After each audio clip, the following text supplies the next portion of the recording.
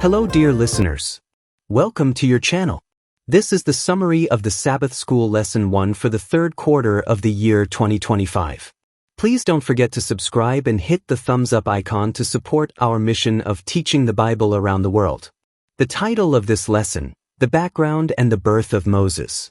The memory text is found in the book of Exodus chapter 2 verse 23 to 25. The children of Israel groaned because of the bondage, and they cried out, and their cry came up to God because of the bondage.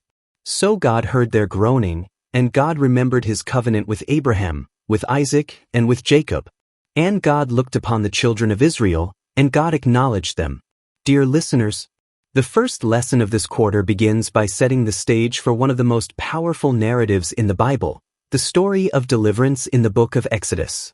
It introduces us to a God who hears the cries of the oppressed and intervenes with justice, mercy, and salvation. The plight of the Israelites in Egypt, their cruel oppression under a new Pharaoh, and the birth of Moses mark the beginning of God's plan to redeem his people. The God of the oppressed is the title of Sabbath Afternoon. The memory text, taken from Exodus 2 verse 23 to 25, reminds us that God is not distant from human suffering. He hears, remembers, sees, and acknowledges the pain of his people. The Exodus story is therefore not just a historical account but a deeply spiritual message of hope for all who suffer. God's saving actions in Exodus become a model of how he acts on behalf of all the marginalized, enslaved, and forgotten.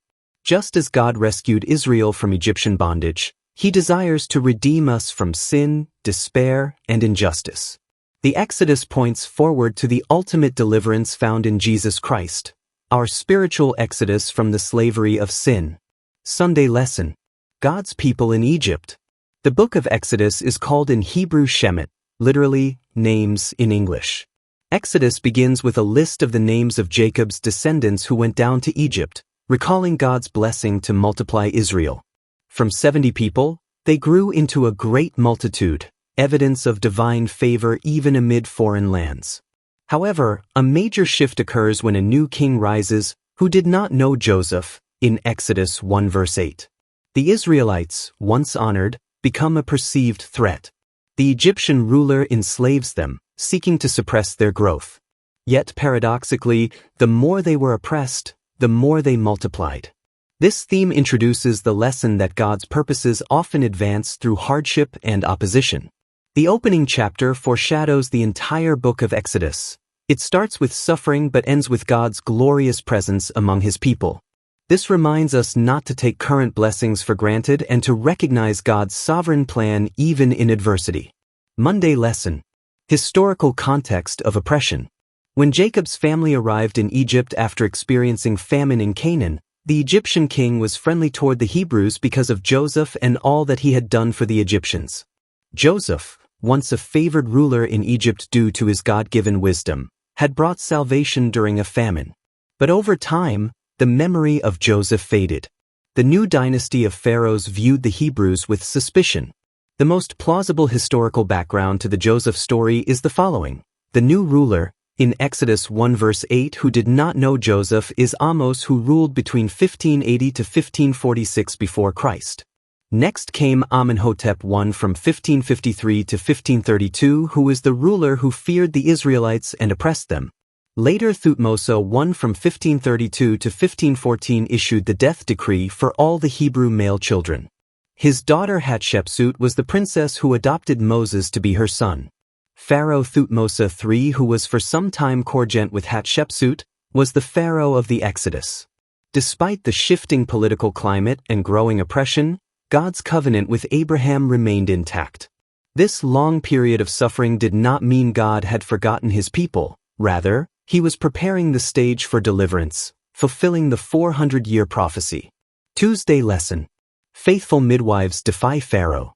One of the most powerful acts of resistance in Exodus comes from two seemingly minor characters, Shiphrah and Puah, the Hebrew midwives.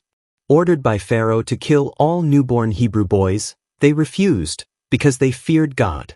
This act of civil disobedience was not only courageous but deeply theological. Though Pharaoh was considered divine in Egyptian culture, These women placed their allegiance above the earthly throne to serve the true God. In return, God blessed them with families of their own. This story echoes Acts 5 verse 29. We ought to obey God rather than men. It reminds us that when morality and state authority collide, God's law must prevail. The midwives story teaches us that even those in seemingly small roles can stand against evil and play crucial parts in God's salvation plan. Pharaoh's response escalates to outright genocide. All Hebrew boys are to be drowned in the Nile. This command is not just cruel, it's a demonic strategy to erase the Hebrew line and thwart God's promise. But God's plan cannot be stopped. Wednesday lesson. The birth of Moses. The historical background of Moses' birth and life is thrilling because he lived during the time of the famous Egyptian 18th dynasty. One king during this dynasty, Thutmose III, called the Napoleon of Egypt, is considered one of the most famous pharaohs of ancient Egypt. Against this dark backdrop, Moses is born. His mother sees that he is a good child, a term that echoes God's description of his creation in Genesis. His birth marks the beginning of a new creation, a new chapter for Israel. Despite Pharaoh's decree, God's providence shines through. Moses is placed in a basket, literally an ark, and hidden in the Nile. Ironically, he is saved by Pharaoh's own daughter, Hatshepsut, who raises him as royalty. His name, Moses or Moshe, means drawn out, and he will one day draw Israel out of bondage. Moses is raised in the Egyptian court with access to the best education, power, and privilege. Yet God's purpose for him was far different. He was not to be a prince of Egypt but a prophet of the Most High. This contrast between worldly education and spiritual mission challenges us today. What are we learning, and is it preparing us for God's call? Thursday lesson. A drastic change of plans. At 40 years old, Moses, identifying with his Hebrew roots, kills an Egyptian who was beating a Hebrew slave.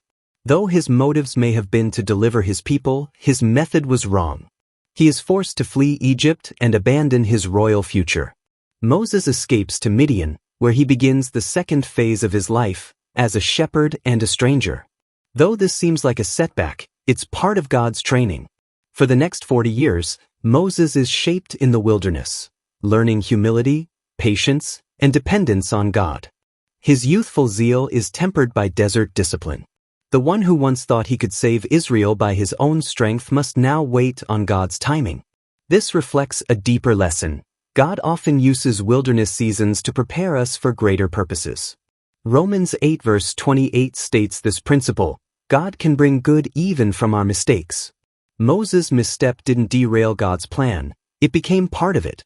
Friday lesson. Further thought. Ellen White adds rich insight, especially highlighting the spiritual battle underlying Pharaoh's decree. Satan sought to destroy the deliverer God would raise. Yet God's providence used even the pagan princess to protect Moses. This week's study ends by emphasizing God's unshakable faithfulness. Even when Satan plots to destroy, when people are oppressed, and when leaders turn evil, God is still in control. He calls his people courage, obedience, and trust. Like the midwives, like Moses' mother, like Moses himself, we too are invited to be part of God's redemptive work, standing firm in our faith despite adversity. In conclusion, God sees and hears the suffering of his people, and he acts in his perfect time. Oppression doesn't stop God's plan, it often advances it. Small acts of faithfulness, like those of midwives, can have enormous consequences.